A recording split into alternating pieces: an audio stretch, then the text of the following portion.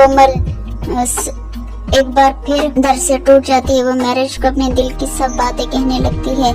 इस हालत में तो जुनैद को मेरे साथ होना चाहिए था। क्या मैरिज का मेरा हक नहीं है कि मेरा प्यार इस हालत में मेरे साथ हो? वो बहुत रोती है मगर वो नहीं है। इल्दिस जिसे मैं अपना सबसे बड़ा दुश्मन समझती थी, मुसीबत में उसने ही मुझे सहारा दिया, मेरा हाथ थामा। इल्दिस बहुत अच्छी है। वो बात करते करते कोमल फूट फूट कर रोने लगती है। मैरिज इसकी दिलजोई करती है, उसे दिलासा देती है, उसे कहती है कि जो होना था वो तो हो चुका है, अब तुम इन सब को भूलो, तुम अब बहादुर बनो, अपनी आने वाली लाइफ के बारे में सोचो।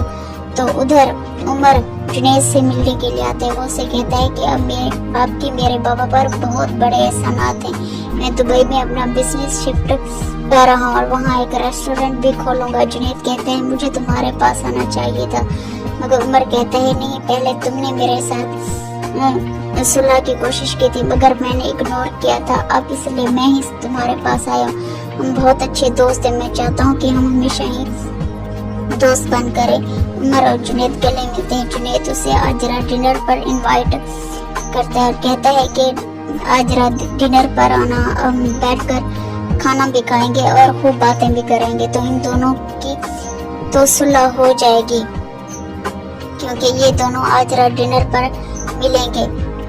उमर खड़ा हो जाता है तो उधर मैरिज जुनैद को सब कहानी सुनाती है। कहती है कि कोमल को तुम्हारे सहारे की जरूरत है, मैं चाहती हूँ कि तुम एक बार कोमल से मिल लो।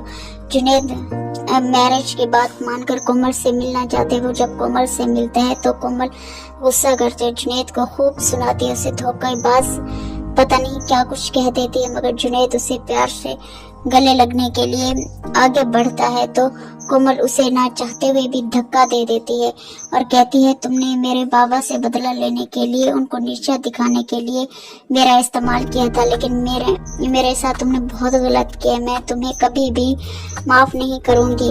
कोमल बहुत रोती है, फूट फूट कर रोने लगती है। जुनैद उसे दिलासा देने लगते हैं, फिर से प्यार पर बातें करने लगता है। कहता है कि तुमने जो सोचा वो सब गलत था, मगर कोमल कहती है अब क्या ठीक है, मेरा बच्चा मुझसे खत्म हुआ है, जो कि अभी इस दुनिया में आया भी नहीं था, आने से पहले वो मर चुका है। तुम्हें तो इस हालत में मेरे साथ होने चाहिए थे। क्या तुम मुझसे प्यार नहीं करते थे?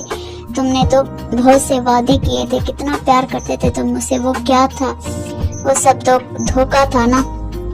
कोमल जुनैद को बहुत सुनाते। जुनैद अपनी शक्ल इतनी मासूम बनाता है कि इस जैसा कोई मासूम है ही नहीं, मगर ऐसा नहीं होता। जुनैद जैसा धोखेबाज इंसान और फरेबी इस दुनिया में भी नहीं है। उधर रोहान गाड़ी में जतन के साथ होता है। जतन को रोहान ने कोमल पर नजर रखने के लिए रखा होता है कि कोमल कहाँ जाती है, क्यों जाती है, किससे मिलती है, वो सब जतन रोहान को आकर बताएगा। कोमल फ्रेश होने के लिए आज कुछ देर बाहर घूमने निकलती है तो मैरिज से उसकी मुलाकात होती है। मैरिज एक बार फिर अपनी दोस्त से मिलने आती है और उसे कहती है कि तुम एक बार जुनैद से मिलो, मगर कोमल इनकार करते थे कि नहीं, वो जुनैद से नहीं मिलेगी। मैरिज उसे दिलासा देती है कि तुम अब बहादुर बनो, अपनी लाइफ के बारे में सोचो, तुम्हारे साथ जो होना था वो हो चुका है।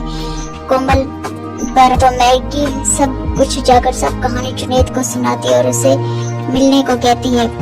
तो जतन की नजर कोमल पर पड़ती है। जब कोमल और जुनैद आपस में मिल रहे होते, वो दोनों हक कर रहे होते कि जतन इन दोनों की वीडियो बना लेते, इन दोनों की पिक्स बना लेते हैं। वो दोनों हक कर रहे होते हैं जब जतन उन दोनों की पिक्चर बनाते हैं और जतन अब रोहान के साथ आके गाड़ी में बैठेगा आकर कोमल और जुनैद की वीडियो रोहान को दिखाएगा। अब जब उसे रोहान को वीडियो दिखाता है और पिक्चर दिखाता है तो रोहान को बहुत गुस्सा आता है। तो रोहान को कोमल पर बहुत गुस्सा आने लगता है। तो जुनैद के चले जाने के बाद कोमल गुस्सा करती है मैरिज पर, उसे दिल में ही बुरा भला कहती है, मगर मैरिज तो इसलिए इन दोनों को मिलाना चाहती है कि इनके बाद कोमल थोड़ी फ्रेश हो जाएगी, मगर यहाँ ऐसा नहीं था। अब कोमल का गुस्सा था। कोमल उसे मैरिज को कॉल करती है। जब मैरिज गाड़ी चला रही होती तो वो इसकी कॉल पिक करती है। तो कोमल कहती है कि तुमने ऐसा क्यों किया, क्या जरूरत थी तुम्हें जुनैद से मुझे मिलवाने की?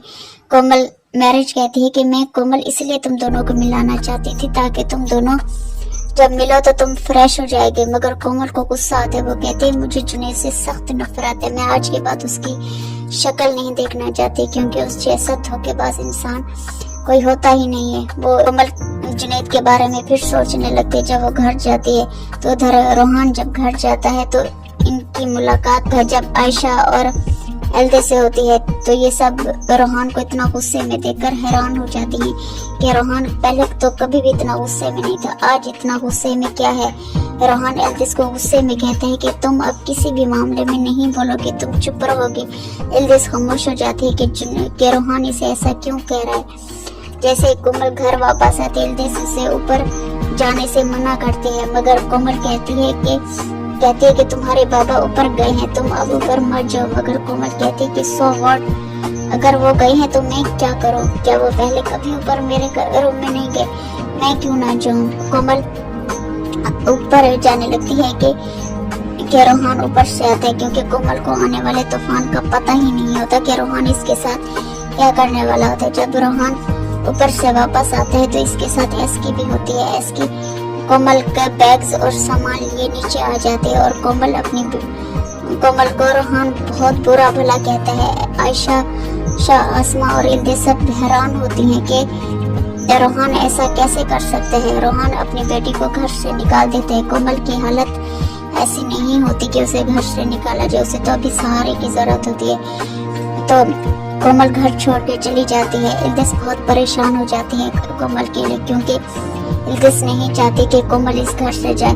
जब कोमल चली जाती है रोहान कहता है कि मरो जियो, मेरा तुमसे कोई ताल्लुक नहीं है, जबकि तुम्हें अपना भी ख्याल नहीं है। जुनैद ने तुम्हें इतना धोखा दिया, उसके बाद भी तुम जुनैद से मिलते रही हो। एल्दिस हैरान हो जाती है। कोमल चली जाती है। एल्दिस रोहान के पास जाती है कि आपने ऐसा क्यों किया? कौन अपनी बेटी को ऐसी हालत में अपने घर से बाहर निकालते हैं? मगर रोहान को इस बार एल्दिस की भी कोई नहीं सुनता, कहता है कि तुम अब खामोश रहो। तो नाज़रीन, इसके साथ हम आज की वीडियो खत्म करते। तो आने वाली एपिसोड तक के लिए अपना ख्याल रखिएगा। अल्लाह हाफ़िज़।